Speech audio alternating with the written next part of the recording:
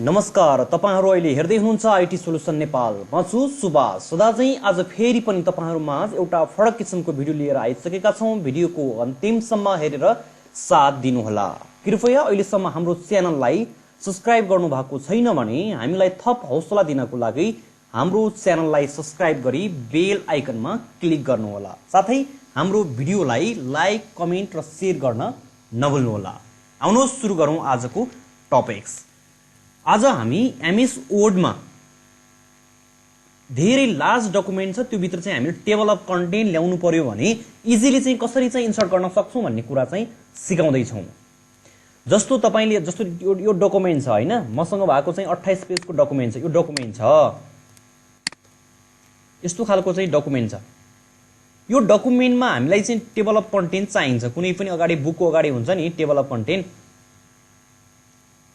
यो यस्तो खालको टेबल अफ कन्टेन्ट कुन पेजमा छ, कति पेज, कति कुन टाइटल चाहिँ कुन पेजमा छ। जस्तो यसमा चाहिँ कन्टेन्ट दियो, विकली टाइम टेबल। अब यसको विकली टाइम टेबल कति पेजमा छ, कम्पनी लेटर प्याड कति नम्बरमा छ, एक्नोलेजमेन्ट कति पेजमा छ, अब्स्ट्र्याक्ट कति पेजमा छ, लिस्ट अफ फिगर कति पेजमा छ, लिस्ट अफ टेबल कति पेजमा छ। यो सबै चाहिँ हामीले त्यो पेज नम्बर हेरेर लेख्ने होइन, त्यो झन्झटिलो हुन्छ। हामीले एकैचोटी चाहिँ टेबल अफ कन्टेन्ट चाहिँ इन्सर्ट गर्न सक्छौं। यहाँ पेज नम्बर सहित, यता राइट साइडमा चाहिँ पेज नम्बर सहित। अब म तपाईहरुलाई यो सिकाउन गइरहेको छु। यसलाई मैले यस्तो खालको देखिन पर्यो भनिरहेको छु, यस्तो खालको देखिन पर्यो। अहिले हामी देखाउँछु। यसलाई चाहिँ मैले एउटा चाहिँ खाली राखेँ है। अब सबैभन्दा पहिले टेबल अफ कन्टेन्ट ल्याउनु भन्दा अगाडि चाहिँ हामीले चाहिँ डिफाइन गर्नुपर्ने हुन्छ हेडिङ लेभल। हेडिङ चाहिँ डिफाइन गर्नुपर्ने हुन्छ है। र हामी चाहिँ यहाँबाट चाहिँ टेबल अफ कन्टेन्ट राख्दै छौं है। यसलाईबाट चाहिँ टपिक्समा राख्दै छौं। यो विकली टेबल भन्ने टाइम टेबल भन्ने छ। यसलाई चाहिँ हामीले चाहिँ हेडिङ 1 मा सबभन्दा फर्स्टको हेडिङ 1 मा राख्यौं। अब यसलाई चाहिँ हामीले कलर पनि चेन्ज गर्न सक्छौं। यहाँ गएर यसको चाहिँ साइज पनि बढाउन सक्छौं। साइज ठीक छ हैन। कलर पनि हामीले चाहिँ चेन्ज गर्न सक्छौं। ब्ल्याक बनाइदिए। अब सेन्टरमा पनि राख्न सक्छौं। हामीलाई चाहिँ कहाँ चाहिएको हो त्यहाँ राख्न सक्छौं। यहाँनेर स्पेस धेरै लगेको छ भने पेज लेआउट गरेर स्पेस कम लिन मिनिमाइज गर्न सक्छौं, डिक्रिज गर्न सक्छौं। यो हेडिङ 1 यहाँ क्लिक गर्ने बित्तिकै यो कहाँ देखाउँछ, यहाँ होममा जाने हो भने हेडिङ 1 मा भनेर देखाए। अरुमा त देखाउन्न हैन, यो त नर्मलमा छ। हेडिङ 1 मा राख्ने हामीले सबैभन्दा टाइटललाई। अब यो company letter by provide by gist भनेको छ, यसलाई पनि हामीले हेडिङ 1 बनायौं है। यो बुझ्नु होला। अब यसमा पनि कलरहरु चेन्ज गर्ने भए तपाईले कलरहरु चेन्ज गर्न सक्नुहुन्छ। साइज चेन्ज गर्न, यो चाहिँ साइज पनि बढाउन सक्नुहुन्छ। यो भयो है। एक्नोलेजमेन्ट भन्ने छ, यसमा चाहिँ हामीले यो पनि हेडिङ 1 मा, ठीक छ। हेडिङ 1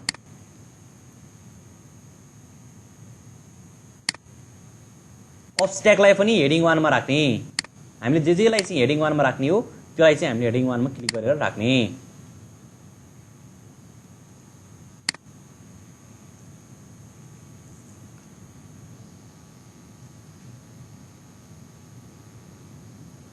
अब यो कन्टेन्टलाई केही पनि गर्नु परेन हैन। कन्टेन्ट त हामीले चाहिँ कन्टेन्ट त डिस्प्ले गर्ने हो। अनि यहाँनेर अर्को छ लिस्ट अफ फिगर भन्ने छ। लिस्ट अफ फिगरलाई चाहिँ हामीले हेडिङ 1 नै राख्यौं। अब यसको चाहिँ सेन्टरमा राख्ने भए सेन्टरमा राख्ने, कलर चेन्ज गर्न सक्नुहुन्छ तपाईहरुले। यसरी चाहिँ चेन्ज गर्न सक्नुहुन्छ यसको अलाइनमेन्ट। अब अर्को छ लिस्ट अफ टेबल। यहाँनेर लिस्ट अफ टेबल देख्नु भएको छ, यसलाई पनि हेडिङमा राखौं, हेडिङ 1 मा है। मैले कलर चेन्ज गरिन, तपाईहरुले गर्न सक्नुहुन्छ आवश्यकता अनुसार। च्याप्टर 1 मा आयौं हामी, इन्ट्रोडक्सन। च्याप्टर 1 मा इन्ट्रोडक्सन भनेको छ, यसलाई पनि हेडिङ 1 मा।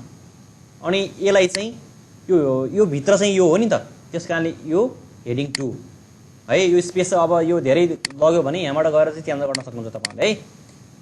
यो भयो। कलर चेन्ज गर्न पनि सक्नुहुन्छ तपाईहरुले, यहाँबाट गएर कलर चेन्ज गर्न सक्नुहुन्छ। अब यसरी कलर चेन्ज गर्नु होला हैन। अब 1.2 कहाँ छ, 1.2 आउन पर्यो। 1.2 पनि हाम्रो हेडिङ 2 भित्र हो, च्याप्टर 1 भित्र हो नि त यो सब। मैले कलर चेन्ज गरेन, तपाईहरुले गर्न सक्नुहुन्छ है। 1.3 पनि हेडिङ 2, त्यो भित्रैको कुरा हो यो पनि। 1.4 हेडिङ 2।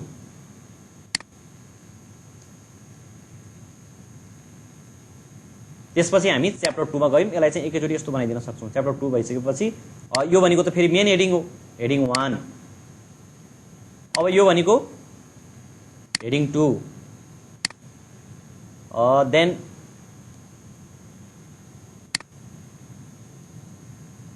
अब यो भनेको हेडिङ 2 भित्र कि 2 च्याप्टर भित्र हो नि त। 2 भनेको च्याप्टर 2 भनेको फर्स्ट हेडिङ भयो, त्यो भित्रको यो सेकेन्ड हेडिङ। अब यो पनि हेडिङ भयो।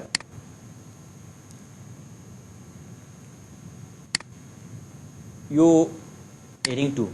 अब यहाँनिर हेर्नुस् है, यो भित्र पनि अर्को छ के, अर्को लेभल छ भनेपछि यो भनेको त यो भित्र हो भनेपछि 2 हेडिङ हो, यो भनेपछि यो 3 हेडिङ भयो के, यो बुझ्नु होला है।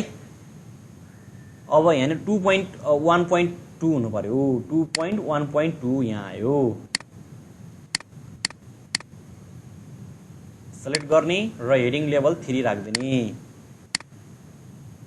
अनि त्यसपछि 2.4.3 फेरि हेडिङ लेभल 3, 2.4.4 हेडिङ लेभल 3।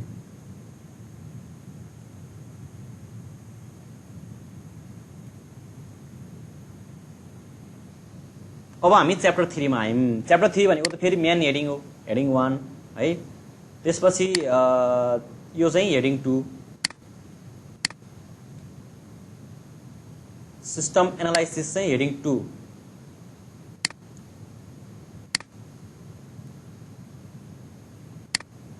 यो पनि हेडिङमा गएर चाहिँ यसलाई हटाइदिउँ है। यसलाई चाहिँ यो टपिक्स हेडिङमा देखिने टपिक्स होइन नि त, यसलाई चाहिँ हटाइदिउँ। हामीलाई आवश्यक मात्र लिउँ, यो भाकालाई यो काम छैन, यसको अगाडि राख्नुपर्ने आवश्यक छैन, त्यसकारण मैले हटाइदिएँ है। यो पहिले नै सेट भएको रहेछ।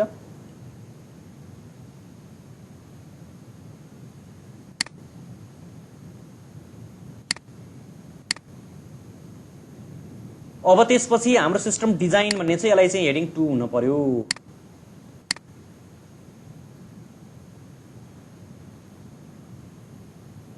यो सबै यही भित्र छ, हामीले गर्नु परेन। 3.4 लाई हेडिङ 2 भित्र हामी है, 2 भित्र चाहिँ हामीले लाउन पर्यो।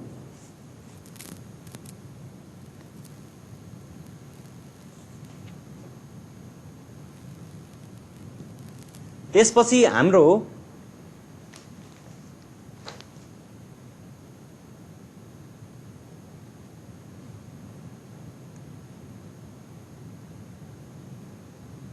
3.4 भइसकेपछि अब 3.5 कहाँ चाहिँ हेरौँ। 3.5 मा चाहिँ डकुमेन्ट प्रोड्युस भनेको चाहिँ यसमा चाहिँ हेडिङ 2 नै हो यो।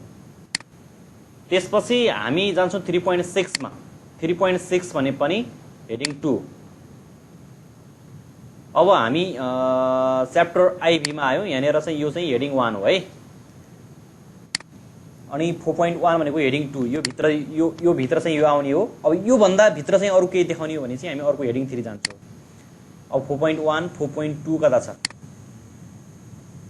4.2 4.3 लाई पनि हामीले हेडिङमा चेन्ज गर्यौं। अब अर्को च्याप्टर आयो, च्याप्टर भी, यो हेडिङ 1 हो। समरी कन्ट्रोल हेडिङ भयो है, यो हेडिङ 2। 5.2 पनि हेडिङ 2।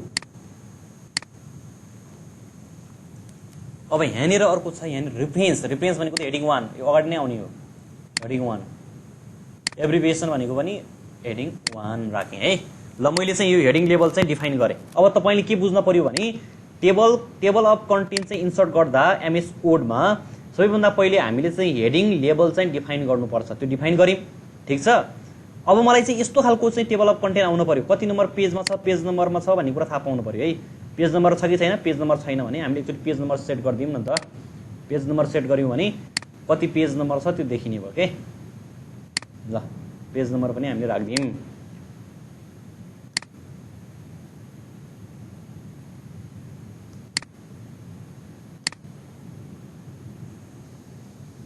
अब यसलाई चाहिँ एक ठाउँ ल्याउँ।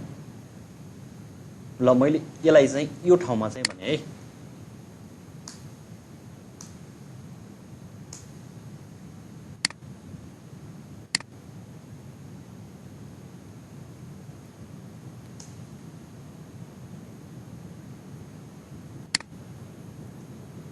ल यो पेजमा चाहिँ मैले अब यो heading and sorry table of content चाहिँ ल्याउन खोज्दैछु है।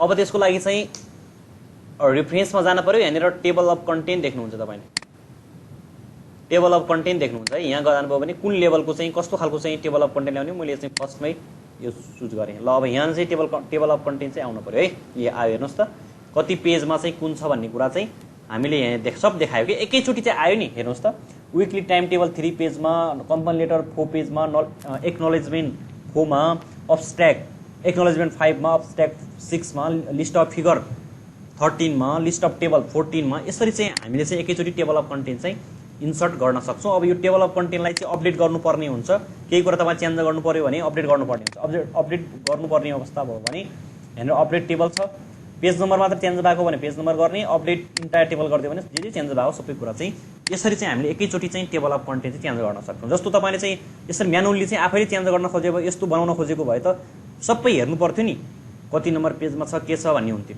अब यसमा तपाईँले एकचोटि राखिसकेपछि यो कन्टेन्ट चाहिँ अर्को पेजमा सरे पनि त्यही पेज नम्बर देखाउँछ कि चेन्ज भइरहन्छ हो। यसरी चाहिँ हामीले चाहिँ सजिलैसँग चाहिँ टेबल अफ कन्टेन्ट चाहिँ इन्सर्ट गर्न सक्छौँ। यसमा केही क्वेसनहरू छ भने कमेन्ट बक्समा राख्नु होला भन्दै म बिदा चाहन्छु। नमस्कार, धन्यवाद।